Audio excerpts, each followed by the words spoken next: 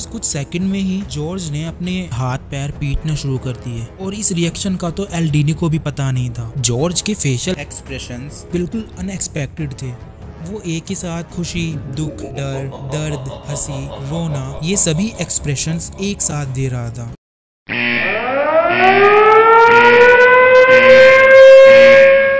अतीत में कई ऐसे डार्क एक्सपेरिमेंट्स हुए थे जिनके कल्पना मात्र से ही कोई भी नॉर्मल व्यक्ति सहम सकता है। ये कुछ ऐसे एक्सपेरिमेंट्स थे जिनको आज तक टॉप सीक्रेट रखा गया है।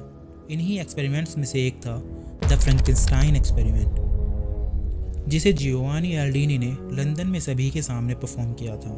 और यह एल्डीनी का पहला ऐसा एक्सपेरिमेंट था जिसमें उन्होंने एक ह्यूमन डेड बॉडी का यूज किया था। एल्डीनी पहले भी कई बार कई जानवरों की बॉडी पार्ट्स को मूव करके दिखा चुके थे with the help of animal electricity. ये सारा प्रोसेस जानेंगे आगे वीडियो में। Well, my name is Rajat and today we explain the Frankenstein experiment in Hindi. तो इस एक्सपेरिमेंट की शुरुआत साल 1780 से स्टार्ट होती है। उस समय जीनियस लुइगी गैल्वानी अपने भतीजे जियोवानी एल्डीनी के साथ एक मृत मेंढक पर एक्सपेरिमेंट कर रहे थे। जब उन्होंने उस मरे हुए मेंढक की टांगों में आयरन स्कैल्प की हेल्प से करंट को भेजा तो मेंढक के पैरों में काफी तेजी से हरकत होना शुरू हो गई, जिससे उस मेंढक की डेड बॉडी काफी ज्यादा तेजी से फड़फड़ाने लगी। और इस मूवमेंट के कारण लुइगी गैल्वानी एंड जियोवानी एल्डीनी काफी ज्यादा हैरान हुए। इस घटना के बाद एल्डीनी ने काफी ज्यादा रिसर्च की और रिसर्च के बाद उन्होंने अपनी एक डिटेल्ड रिपोर्ट पब्लिश की। उस रिपोर्ट में लिखा था कि डेड मसल्स एक तरह का खास वाइटल फ्लूइड कंटेन करती हैं जिसे एनिमल इलेक्ट्रिसिटी कहा जाता है। सर जियोवानी की इस रिपोर्ट के मुताबिक सभी बायोलॉजिकल बॉडी इलेक्ट्रिकल करंट को जनरेट करती हैं, जिनमें उनका ब्रेन इन सिग्नल्स का यूज करके बॉडी के पार्ट्स को मूव कराने का काम करता है। अगर हम ब्रेन सिग्नल्स को रेप्लिकेट करके किसी तरह इलेक्ट्रिकल सिग्नल्स को अलग अलग मसल्स में इलेक्ट्रिकल सिग्नल ट्रांसफर करें तो बिना ब्रेन के भी या फिर ब्रेन के मरने के बाद भी हम बॉडी पार्ट्स को मूव करा सकते हैं। आफ्टर लुइगी गैल्वानी इस रिसर्च को आगे बढ़ाने का काम किया जियोवानी एल्डीनी ने। इस रिसर्च के 22 साल बाद 5 दिसंबर 1802 को जॉर्ज एडकिंस अपनी नाव से पैडिंगटन रिवर से होकर जा रहा था। तभी उसकी बोट पानी में किसी चीज़ से टकराई। उस चीज़ को देखने के लिए जब जॉर्ज एडकिंस रुका तो वह कांप उठा। उन्होंने देखा कि उनकी बोट किसी पत्थर से नहीं टकराई बल्कि एक छोटी बच्ची की डेड बॉडी से टकराई है। उसने फौरन पुलिस को कॉल किया और जब पुलिस मौके पर पहुंची तो पुलिस ने डेड बॉडी को पानी से निकाला। और जब पुलिस उस बच्ची की डेड बॉडी को पानी से निकाल रही थी तब उन्हें वहां पर एक और डेड बॉडी मिली जो कि एक महिला की थी। जब जांच की गई तब पता चला कि यह दोनों माँ बेटी हैं जो कुछ दिन पहले गायब हो गए थे। पुलिस वालों का सबसे पहला शक उस महिला के पति जॉर्ज फॉस्टर पर गया। पुलिस ने उसके पति से पूछताछ की लेकिन कोई पुख्ता सबूत ना होने के कारण उन्होंने उसे अरेस्ट नहीं किया। लेकिन पुलिस ने अपनी तहकीकात तेज की ताकि और पुख्ता सबूत मिल सकें। तब पुलिस वापस से पैडिंगटन कैनल के आसपास पूछताछ करने लगी और फाइनली उन्हें एक ऐसा मोस्ट पावरफुल प्रूफ मिला जिससे इस केस में एक नया मोड़ आया। पुलिस को एक 9 साल की बच्ची ने इस इंसिडेंट के बारे में बताया था। उस बच्ची ने बताया कि मैंने इन्हें इनकी बेटी और पत्नी के साथ पैडिंगटन कैनल के बराबर में बने रास्ते पर जाते हुए देखा था। उसी शाम जॉर्ज को उसके दोस्तों के साथ ड्रिंक करते हुए देखा गया था। इस इन्वेस्टिगेशन के बाद पुलिस ने जॉर्ज को गिरफ्तार किया और जॉर्ज ने भी अपना गुनाह मान लिया, जिसके बाद पूरे लंदन के लोगों ने जॉर्ज को जल्दी से जल्दी फांसी की सजा सुनाने की मांग करने लगे। और यहाँ पर एंट्री होती है मिस्टर पास की। मिस्टर पास लंदन के सबसे अमीर और ताकतवर इंसान थे और इन्होंने ही जॉर्ज को जल्दी से जल्दी फांसी की सजा सुनाने के लिए उसके केस को फास्ट ट्रैक कोर्ट में भेजने की मांग की। और मिस्टर पास के इस रिक्वेस्ट को फास्ट ट्रैक कोर्ट ने माना और महज कुछ ही दिनों में लंदन के न्यू गेट जेल में जॉर्ज को 18 जनवरी 1803 में उसे फांसी दे दी गई और वह मर गया।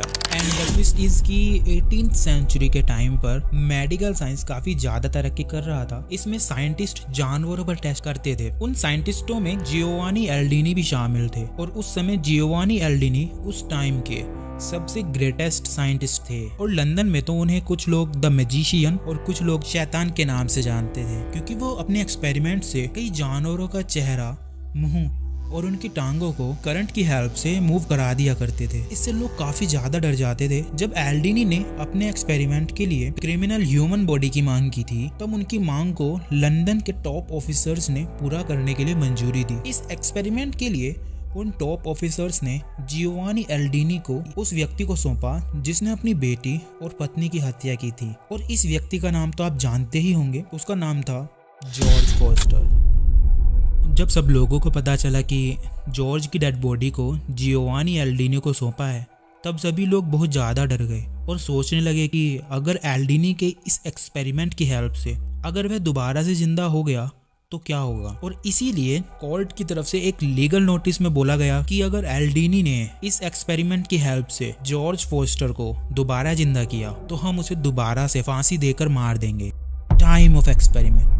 फांसी के बाद जॉर्ज की डेड बॉडी को एल्डीनी के लैब में पहुंचा दिया गया। इस एक्सपेरिमेंट को लाइव देखने के लिए एल्डीनी की लैब में कई और साइंटिस्ट, डॉक्टर्स और कई लोगों के साथ साथ वहां मिस्टर पास भी थे। ये वही मिस्टर पास हैं जिन्होंने जॉर्ज को जल्दी से जल्दी फांसी की सजा दिलाने के लिए काफी ज्यादा हेल्प की थी। सारे अरेंजमेंट करते करते रात हो जाती है और एक्सपेरिमेंट रात को स्टार्ट होता है। जॉर्ज के कानों से 2 इलेक्ट्रोड जोड़ दिए जाते हैं और उन इलेक्ट्रोड्स को एक मोस्ट पावरफुल बैटरी से जोड़ दिया गया। एल्डीनी ने जॉर्ज के दोनों कानों पर एक एक इलेक्ट्रोड इसलिए लगाया था ताकि करंट पहले कान से होते हुए ब्रेन में सिग्नल को ट्रांसफर करे और दूसरे कान पर लगे इलेक्ट्रोड से करंट वापस जा सके। और जैसे ही एल्डीनी ने पावर को ऑन किया तो मात्र 1 सेकंड में ही जॉर्ज का जबड़ा खुल गया और यह देखकर लोग काफी ज्यादा डर गए और चारों तरफ सन्नाटा छा गया। तभी जॉर्ज की एक आंख खुल गई और इस घटना के घटने से पूरे लैब में लोग डर के मारे चिल्लाने लगे और इधर उधर भागने लगे। कुछ लोग तो तुरंत ही इस एक्सपेरिमेंट को बीच में छोड़कर घर के लिए भाग खड़े हुए, जिनमें कुछ साइंटिस्ट के साथ साथ डॉक्टर्स भी थे। एल्डीनी ने उन लोगों को शांत करने की कोशिश की और वहाँ बस कुछ ही लोग बचे थे जो इस एक्सपेरिमेंट को पूरा देखना चाहते थे और उन लोगों में मिस्टर पास भी मौजूद थे। अब बस कुछ सेकंड में ही जॉर्ज ने अपने हाथ पैर पीटना शुरू कर दिए और इस रिएक्शन का तो एल्डीनी को भी पता नहीं था। जॉर्ज के फेशियल एक्सप्रेशंस बिल्कुल अनएक्सपेक्टेड थे।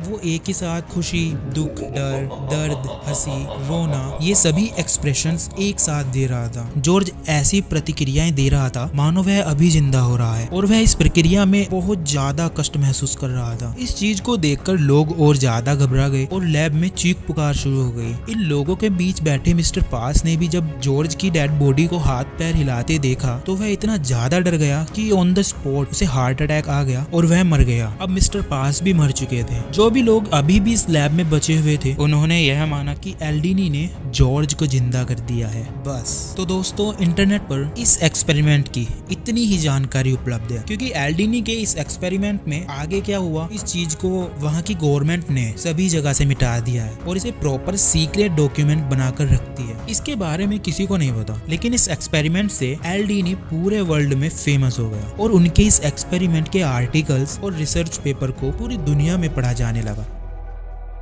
And thanks to genius Luigi Galvani and Giovanni Aldini, क्योंकि इन्हीं के एक्सपेरिमेंट्स की हेल्प से आज के टाइम में लोग काफी ज्यादा एडवांस मेडिकल इंस्ट्रूमेंट्स यूज करते हैं जिनसे कई करोड़ों ह्यूमंस की जान बचाई जाती है। इनका यूज एनिमल्स के लिए भी किया जाता है। For example pacemaker. इस डिवाइस की हेल्प से हार्ट के पल्स रेट को मेंटेन किया जाता है। अगर सोते वक्त सडनली हार्ट सही से पल्स ना करे तो इंसान नींद में ही मर सकता है। इसलिए हार्ट में एक पेसमेकर लगाया जाता है जो कि ह्यूमन हार्ट बीट को काउंट करता है और जैसे ही ह्यूमन हार्ट पल्स मिसमैच होते हैं या तो यह एक छोटा सा बिजली का झटका हार्ट को देता है जिससे हार्ट वापस से नॉर्मली वर्क करने लगता है। And second is defibrillator. इसकी हेल्प से ह्यूमन हार्ट को मेंटेन किया जाता है। हार्ट अटैक के टाइम पे अगर हार्ट सही से फंक्शन नहीं करता तो इसकी हेल्प से एक इलेक्ट्रिक शॉक दिया जाता है जिससे हार्ट वापस से नॉर्मली वर्क करने लगता है। ऐसे ही ब्रेन डिजीज में इलेक्ट्रिकल शॉक ट्रीटमेंट दिया जाता है ताकि ब्रेन के फंक्शन को इम्प्रूव किया जा सके। और हाँ, जियोवानी एल्डीनी ने ही बताया था ह्यूमन ब्रेन का राइट साइड बॉडी के लेफ्ट साइड को कंट्रोल करता है और ब्रेन का लेफ्ट साइड बॉडी के राइट साइड को कंट्रोल करने का काम करता है। अगर उस टाइम पर